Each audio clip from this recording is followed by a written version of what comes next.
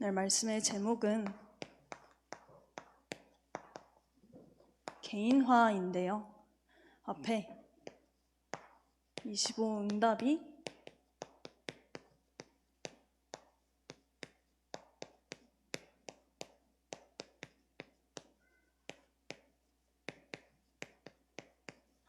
응답이 올 수밖에 없는 개인화입니다.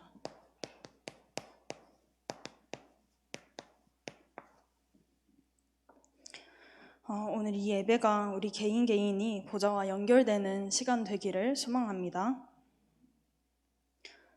그럼 개인화가 뭐냐?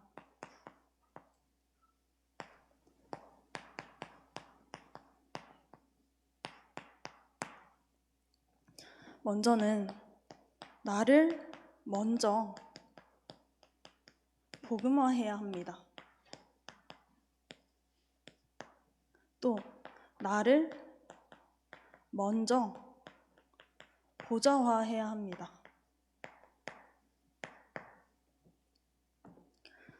어, 25 응답을 받는 데 있어서 이 응답이 먼저 있어야 합니다.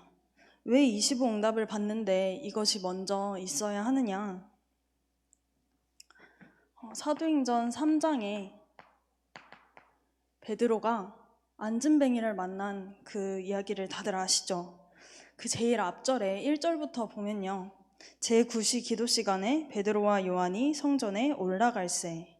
베드로와 요한이 기도하러 성전에 갔습니다. 이 말은 일단 그 개개인들이 복음으로 결론나 있었고 하나님 앞에 서는 시간을 갖는 보좌를 누리는 기도가 세팅되어져 있었던 것입니다. 복음으로 결론나고 정확한 언약을 붙잡고 기도하는 자에게 하나님은 바로 다음 절인 2절에 누구를 붙이셨습니까? 나면서부터 못 걷게 된 안진뱅이를 붙이셨습니다. 앞에 베드로에게 이 개인화의 시간이 없었다면 기도도 당연히 안 되어졌겠지만 그냥 집에서 하면 되지. 굳이 기도하러 성전까지 가야 하나?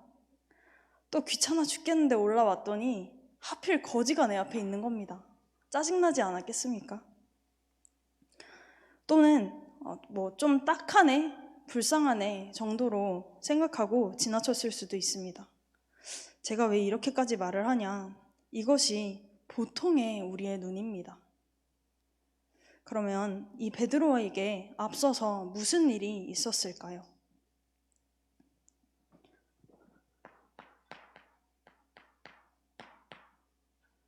이 베드로는요, 마태복음 4장 19절에 예수님이 갈릴리 바다에서 물고기 잡고 있던 베드로를 부르셨습니다. 공생이 3년을 따라다니면서 마태복음 5장에 진짜 복이 뭔지 알려주셨고, 마태복음 6장에 진짜 기도가 뭔지 알려주셨고, 또 7장, 8장, 9장을 가면서 여러 가지 많은 가르침도 주시고 치유와 역사와 기적들을 보게 하시고, 또 마태복음 10장 1절에는 이 베드로를 드디어 제자로 세우셨습니다. 또 우리가 잘 아는 16장 16절에는 너희는 나를 누구라 하느냐? 주는 그리스도시요 살아계신 하나님의 아들이시니이다. 정확하게 고백도 했습니다.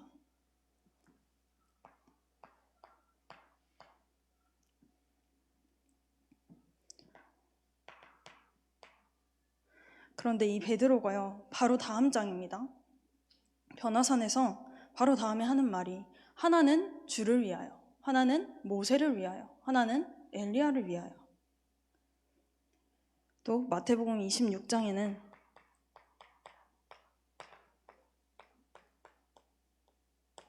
예수님이 네가 나를 닭이 울기 전에 3번 부인할 거다. 근데 베드로가 아주 자신 있게 주여 내가 목숨을 걸고 절대 부인하지 않겠습니다. 근데 바로 그 다음에 69절에서 75절을 보시면요, 아주 맹세하면서 예수를 부인합니다. 아주 저주까지 하면서 맹세하여 나는 그 사람을 알지 못한다 하니 곧 닭이 울더라.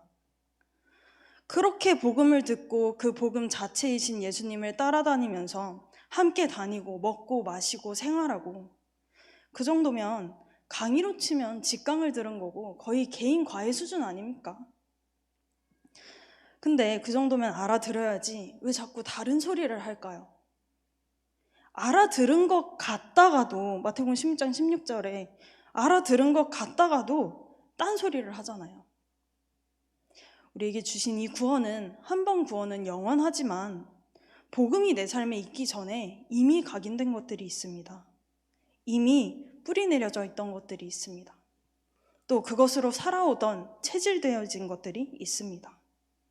이것들이 내가 오직 복음하고 있지 않은 시간 속에 툭툭 튀어나옵니다. 내가 오직 복음 아닌 시간에 내 삶을 끌고 가게 됩니다.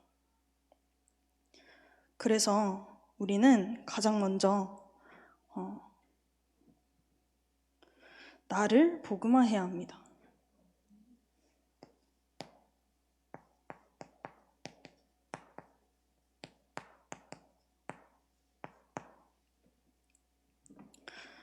우리 강단이 계속해서 서신서를 보고 오고 있잖아요. 제 머릿속에 계속해서 묵상되어지게 하시는 말씀이 하나 있는데요. 히브리서 5장 12절입니다. 히브리서 5장 12절이 뭐라고 되어 있냐? 때가 오래되었으므로 너희가 마땅히 선생이 되었을 터인데 너희가 다시 하나님의 말씀의 초보에 대하여 누구에게 가르침을 받아야 할 처지이니 단단한 음식은 못 먹고 젖이나 먹어야 할 자가 되었도다. 뭐냐? 성장하지 못하면 내내 젖먹이와 같은 수준인 것입니다.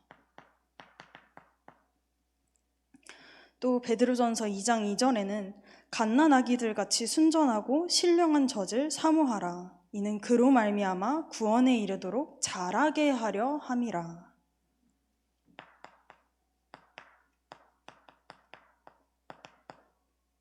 또 같은 말씀이 빌립보서 2장 12절에 그러므로 나의 사랑하는 자들아 너희가 항상 복종하여 두렵고 떨림으로 너희 구원을 이루라. 우리가 이와 같이 자라가야 합니다. 영적으로 성장되어야 합니다. 근데 왜 이 영적 성장이 안 되냐? 왜 성장하게 하는 말씀이 내 안에 머무르지 못할까? 왜 나는 매번 낙심하고 쓰러질까?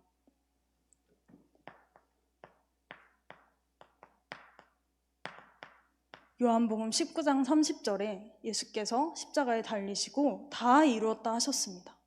이것으로 우리는 끝나야 합니다. 근데 이 끝을 항상 시작이라고 하셨습니다. 하나님은 끝을 내라고 하십니다. 거기서부터 시작이라고 하셨습니다.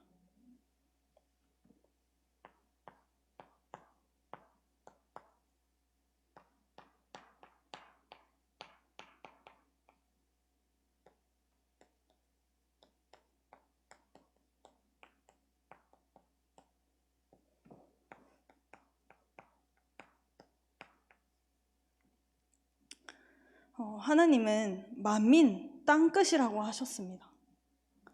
하나님은 영원 전부터 영원 이후까지 이미 준비해 두셨습니다. 그리고 재창조의 역사가 기다리고 있습니다. 그런데 뭐가 안 되었냐? 내가 아직 그리스도로 끝이 나지 않은 겁니다. 하나님은 우리를 애초에 다 끝내시고 다 끝낸 복음을 주고 부르셨는데 내가 여전히 끝나지 않은 상태로 이 모든 것에 걸려 있으니 하나님은 정작 하나님의 일을 시작도 못하신 것입니다. 그래서 끝내라. 그리고 그것이 진짜 하나님의 시작인 것입니다. 1. 그리스도입니다. 그리스도가 정말 모든 문제 해결자다. 이 말은 내 눈앞에 문제가 해결이 되고 내가 원하는 대로 상황이 빨리 뒤바뀌어지고 그런 정도의 해결이 아닙니다. 이 문제가 올 수밖에 없었던 저 사람이 왜 저럴까에 대해서 그렇게 살아갈 수밖에 없는 창세기 3장의 인간이다. 그리스도께서 해결하신 근본이 내 눈앞에 이 문제와 연결될 때에 내 문제는 정작 해결된 게 하나도 없는데 근본이 해결되어져 버리니까요. 더 이상 나에게 그것이 문제로서 작용하지 못하는 겁니다. 그 수많은 문제들이 내 눈앞에 있었는데 그 수많은 문제들에 더 이상 걸리지 않고 그리스도로 통과될 때에 비로소 하나님은 내 인생의 진짜 시작을 시작하시는 겁니다. 바로 하나님의 본론을 내 인생에 시작하시는 겁니다. 그래서 보시면 1을 할 때 3, 8은 되어지죠. 우리가 24 하고 있으면요, 25 영어는 사실 하나님의 영역입니다. 또 우리가 오직 할 때 유일성과 재창조는 그냥 응답으로 따라오는 것입니다. 베드로도 우리가 아는 베드로가 되어지기까지의 여정이 있었던 것입니다. 변화산에서 보좌도 받고 체험도 했지만 나의 것이 아니었습니다. 수제자여서가 아니라 열심히 따라다녔기 때문이 아니라 다 받기 때문이 아니라 사도행전 1장 1절에 그리스도로 결론이 났고 답을 내고 다 끝냈을 때 3절에 감람산에서 예수님이 하나님 나라의 일을 말씀하실 때 그게 이제 들리기 시작하지 않았겠습니까? 하나님의 본론이 드디어 이거였구나 하기 시작한 겁니다. 8절에 그렇게 알고 깨달으니 이제 내가 구할 것은 약속하신 성령 충만밖에 없었습니다. 진짜 나에게 필요한 건 이것밖에 없었던 겁니다. 그래서 마가다락방의 그 10일의 집중.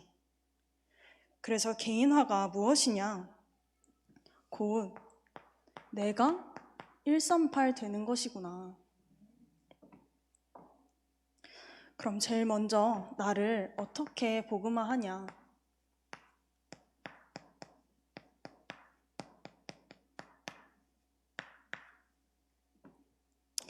저에게 이 히브리서 5장 12절의 말씀을 계속해서 묵상되게 하시면서 동시에 또 한 말씀이 떠올랐습니다.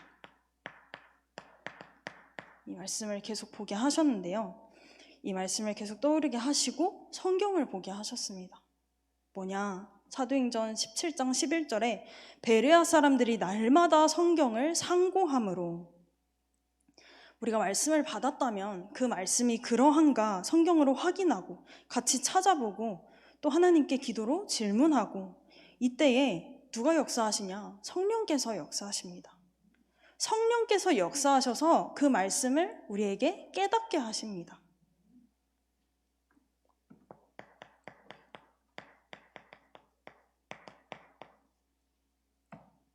데살로니가전서 2장 13절에 사람의 말로 받지 아니하고 하나님의 말씀으로 받음이니 우리 랩런트들에게요. 우리 팔이 어딨지? 우리 튼튼한 다리 만져보세요 하면 너무 귀엽게 만지작 만집니다. 그럴 때 이 다리와 팔, 우리의 몸이 튼튼하게 자라려면 우리가 밥을 먹어야 하지 않냐? 우리 하루에 밥 몇 번 먹어요? 하면 또 3번이요, 4번이요, 난 간식도 먹는데 합니다. 마찬가지로요. 우리의 영혼도 말씀을 먹고 자라나야 합니다.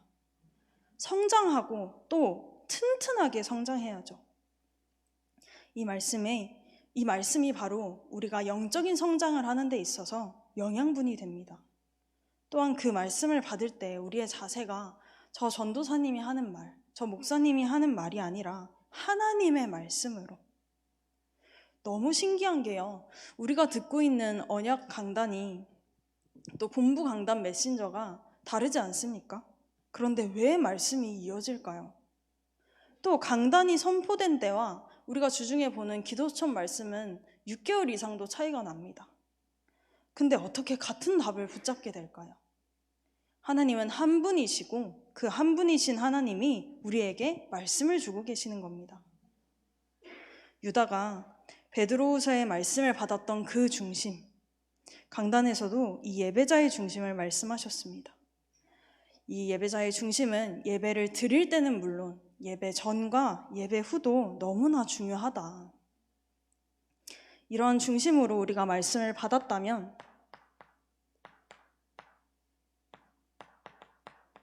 베드로서 1장 19절에 샛별이 너희 마음에 떠오르기까지 말씀에 주목하라. 이 말씀에 집중하는 시간이 있어야 합니다. 그러면 20절, 21절에 우리가 집중하는 그 시간에 그 말씀에 성령께서 역사하십니다. 저희 유치부 선생님들이랑 지난 가을에 40일 집중을 이렇게 쭉 하면서 시작하게 된 건데요. 주일날 1부 예배가 마치게 되면 이제 한켠으로 다 같이 모입니다. 모여서 바로 말씀 정리하고 묵상하고 기도하자 해서 지금까지도 계속되고 있습니다. 우리가 물론 주일날 바쁘게 움직여야 하고 또 바로 일어나서 뭔가를 해야 되는 상황도 있을 수 있지만 그걸 다 제쳐두고 무조건 하자가 아니라 사실 대부분 결단하시면 그렇게 못할 만한 상황이 그리 많지는 않을 것 같습니다. 그래서 말씀을 듣자마자 바로 정리하고 또 메시지 듣느라고 놓쳤던 성경도 다시 찾아보고 기도 제목도 적어보고 바로 그거 가지고 기도하고 우리 이번 작년 CRC 뇌에 대해서 우리 뇌가 갖고 있는 속성에 대해서 잘 들었잖아요. 메시지 듣자마자 한 5분에서 10분 정도가 과학적으로도 너무나도 중요하다고 우리는 들었습니다. 또는요, 집에 가서 주일 저녁에 나만의 루틴을 만들어 보는 겁니다. 그냥 흘려보내는 것이 아니라 우리가 주일만 해도 본부 강단까지 들으면 또 앞에 토요 집회도 있잖아요. 몇 개의 메시지를 듣는데 그걸 이제 한 주간 붙잡고 살아야 하니까 노트 하나에 한 줄씩 정리해서 가지고 다니기 딱 나의 다음 주를 벌써 준비하는 거죠. 그러다가 현장에서 문제를 만나고 현장에서 사건이 터지면 만남이 생기면 이번 주에 나에게 뭐라고 하셨지? 말씀으로 돌아가는 겁니다. 가장 먼저 강단을 확인하셔야 합니다. 이때 바로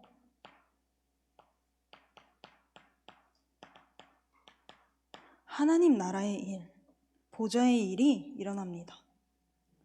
우리 안에 성령이 임하시면, 성령으로 충만해지면 이 세계는 성령 아니면 악령의 역사라고 했는데 성령이 충만해지면 무엇이 떠나가겠습니까?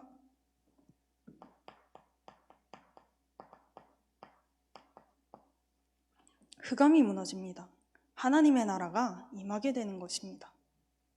또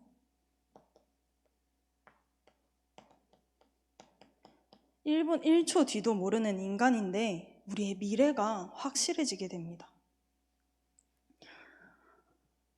두 번째로 기도. 우리가 결국 어디에 속습니까?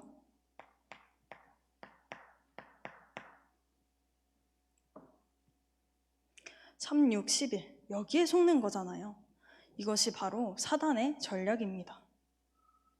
3장, 6장, 11장을 가지고 사단이 짜잔 나왔다 하고 오지 않습니다. 대부분의 사람들이 가장 반응하는 부분이 주로 어떤 도덕적인 부분, 정의로운 거 이런 걸 좀 쉽게 넘어가지를 못하죠. 그런데요, 정의로운 걸로 따지면 다윗은 바로 왕답지 않은 사울 왕을 처단해야 했습니다. 백성을 위해서라도 빨리 자기가 왕위에 앉는 것이 좋은 거라고 생각해야 되지 않습니까? 그런데 그러면 복음은 아니죠. 다윗은 도덕도 기준이 아니요 정의로워지는 것도 기준이 아니었습니다. 근데 우리가 말하는 도덕성, 또 정의롭다 하는 것 또한 가만히 보니까 어디서 온 거냐? 이 창세기 3장, 6장, 11장에서 온 것이더라는 겁니다. 내가 주인이 되어서 내가 옳다고 생각하는 대로 도덕이고 아니고 정의고 아니고를 판단해버리고 이 도덕과 정의, 뭐 다른 건 많이 있겠지만요. 어떤 정의로워지는 것에 있어서 영웅의식을 가지고 움직이는 사람들은 이런 부분이 걸리면 교회고 뭐고 복음이고 뭐고 한순간에 없어져 버리게 됩니다.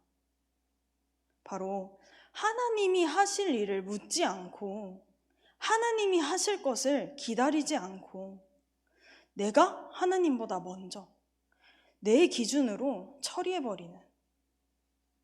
다윗은요, 사울왕을 죽일 수도 있었고 죽일 수 있는 힘도 있었고 타당한 이유도 있었고 죽일 수 있는 수많은 기회도 있었습니다. 그렇지만 그러지 않았습니다. 여기에서 나온 나의 생각과 결론은 우리가 보기에 아무리 옳아 보일지라도 결국에 사단의 속임수에 또 넘어가게 됩니다. 나의 오늘이 복음 속에 또 그 복음을 누리는 393 속에 있을 때에 우리가 복음되게 됩니다. 우리의 눈이 복음으로 볼 수 있게 되는 것입니다. 우리의 생각이 복음으로가 됩니다. 이때 반대로 열심히 속는 인생이었는데 이제는 사단을 속이게 되는 것입니다. 이 정도 하면 사단은 아마도 자기 딴에 합리화해가면서 사울왕 죽여버리겠지 했을 수도 있습니다. 사단은 이렇게 우리를 아주 잘 알고 내가 반응할 만한 포인트들로 가지고 찾아옵니다.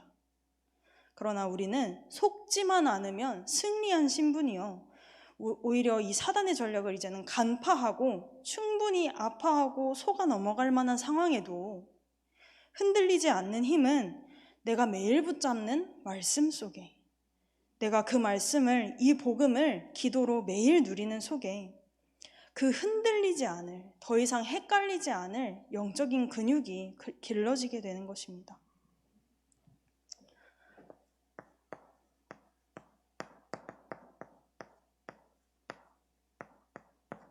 사도행전 1장 14절에 오로지 기도에 힘쓰더라.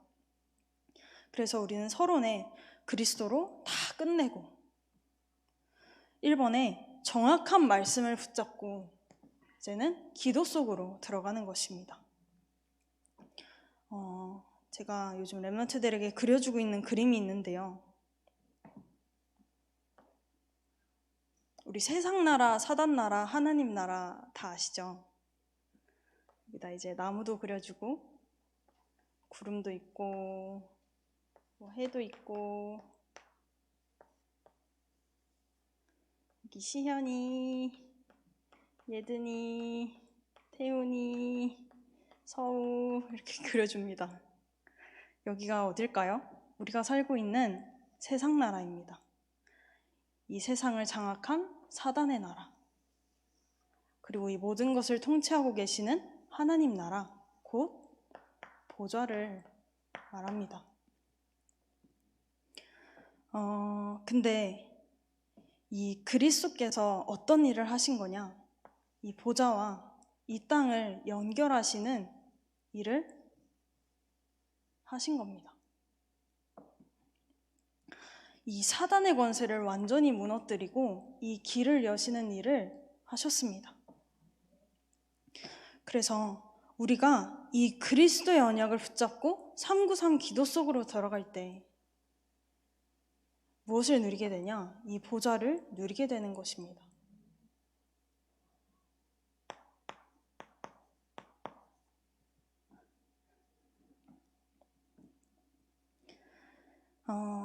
세 번째로 이때에 영적인 장악을 하게 됩니다. 영적으로 장악하게 되고 이제는 3단체에 먹히고 빼앗기는 것이 아니라 3단체를 능가하게 되는 것입니다. 기도를 진짜 아는 사람은, 기도를 진짜 하고 있는 사람은 말도 함부로 하지 않고요, 함부로 움직이지도 않습니다. 왜냐? 기도의 비밀을 알고 있기 때문입니다. 기도를 제대로 하면 보좌의 능력이 임하니까요. 보좌의 축복을 누리게 되니까요. 그러면 내가 보좌의 응답을 받게 되고 이러한 개인이 모인 교회가 바로 보좌의 망대가 되고, 그러면 내가 가는 모든 곳에 보좌의 역사가 임하니 현장이 살아날 수밖에 없는 것입니다. 그렇다면 우리에게 주시는 원단 말씀과 같이 우리 교회가 망대의 응답을 받는 것과 오늘 내가 말씀을 묵상하는 것이 어떻게 상관이 없겠습니까? 나의 현장에서 전도운동이 일어나는 것과 내가 오늘 기도하는 것, 이게 어떻게 상관이 없겠습니까? 세 번째로,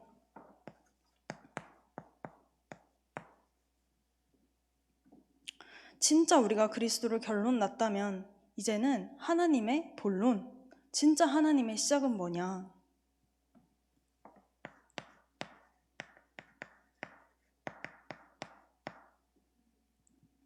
사도행전 9장 15절에 바울이 그리스도를 만나고요. 9장 30절을 보시면요. 다소로 보내니라 라고 나와 있습니다. 그러고 나서 바울의 이야기는 나오지 않다가 11장 25절에 가서 바나바가 사울을 찾으러 다소에 갑니다. 이 바울이 다소에 있던 그 시간을, 나오지 않는 그 시간을 10년이라고 합니다. 제가 그래서 9장 15절부터 그 이후부터 30절 전까지, 다소로 가기 전까지 읽어보는데요. 19절부터 29절 내내 바울이 그리스도를 깨닫고 바로 전도하러 가거든요. 전도하러 나가지만 뭐가 잘 안 됩니다. 결국엔 쫓기게 되고요.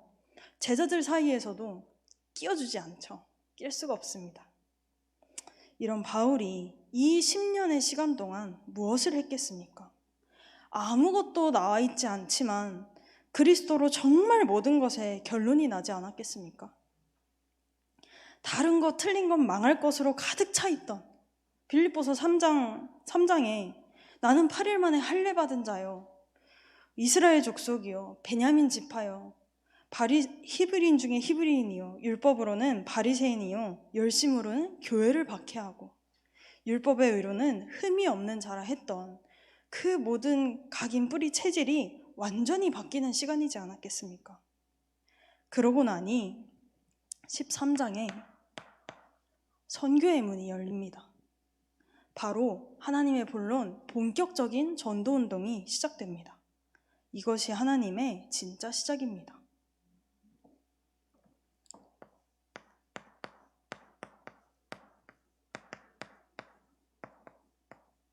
하나님은 처음부터 세계복음화를 약속하셨습니다.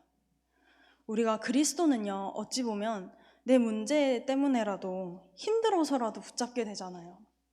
근데 이 세계복음화는 잘 와닿지가 않는 겁니다. 제가 이런 질문을 하게 되었어요.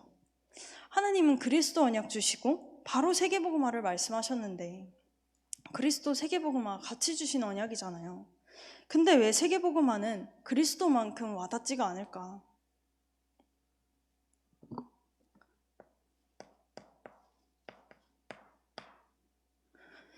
렘넌트 7명에게 아주 중요한 시간들이 있었습니다.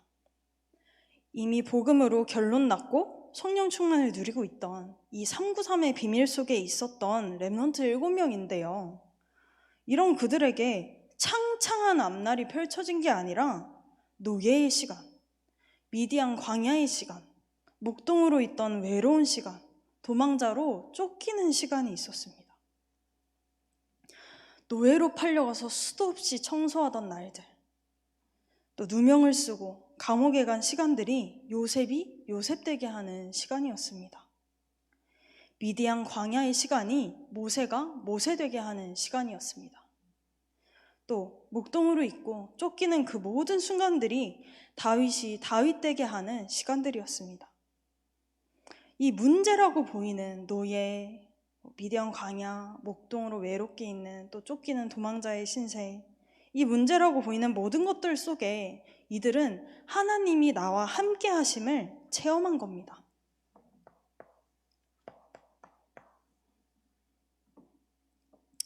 그것이 이들의 유일한 배경이요, 요즘 수저라는 말 많이 하죠. 이들이 갖고 있던 유일한 수저였던 것입니다. 보좌가 나의 배경이요, 나는 보좌 수저를 가진 자다. 그렇다면 이 복음으로 결론 나고 393의 비밀을 가진 그때, 바로 창세기 41장 38절에 여호와의 신에 감동된 그때 이미 끝났던 것입니다. 사실 노예라는 건, 광야라는 건, 쫓기는 생활은 이루어짐이 남아있기 때문에 그 이루어지는 성취의 여정이었던 것이죠.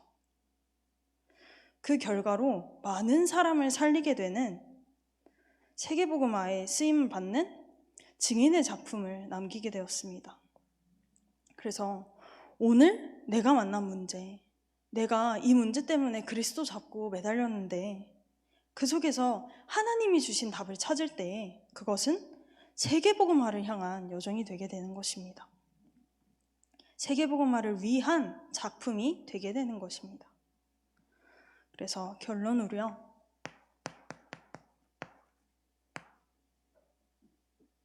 우리가 오늘을 살려야겠습니다.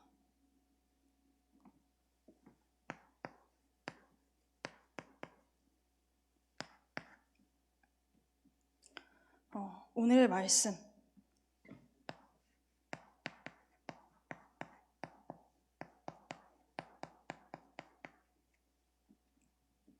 이제는요, 주체를 나에서 하나님으로 바꾸는 겁니다.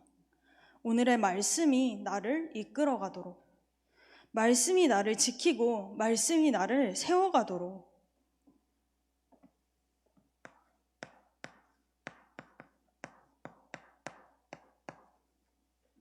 두 번째로 오늘의 기도. 전도자는 하나님의 계획을 질문해야 한다고 하셨습니다. 오늘의 기도로 내내 나의 24시간을 하나님과 함께를 누리는 것입니다.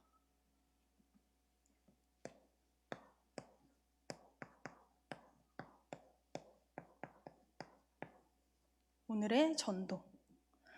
내 소원 성취가 응답이 아니라 오늘의 전도로 하나님이 하심을 보게 되는 증인의 응답을 받는 것이 오늘의 전도입니다. 이거는 제가 진짜 다시 한번 사모늘을 좀 갱신해야겠다 하면서 저에게 들게 하신 생각인데요. 이스라엘 백성의 후대들이 노예포로 속국되지 않았습니까? 그 후대들에게 왜 니네 포로 됐어? 라고 했을 때 너희 조상들이 다 언약 놓치지 않았냐? 너희 조상들이 오늘의 말씀, 오늘의 기도, 오늘의 전도로 살지 않고 오늘의 창세기 3장, 오늘의 창세기 6장, 오늘의 창세기 11장으로 매일매일 살다 간 결과로 너네가 지금 포로되어 있는 거야 라고 한다면, 만약에 우리 후대가 이런 말을 듣고 내가 지금 이 말을 알고 있다면 과하다 싶을 정도로 우리는 이 사모늘을 그냥 넘길 것이 아니라 또 사모늘 하라는 거구나가 아니라 생을 걸고 나는 사모늘 하지 않으면, 나는 오늘 말씀 붙잡지 않으면 생활을 할 수가 없다. 이 목숨은 붙어 있지만 내가 오늘 나에게 주신 말씀을 붙잡지 못하면 나는 살아갈 수 없다 하는 자세로 이 사모늘을 나의 시스템으로 세워가야겠습니다. 마지막으로요.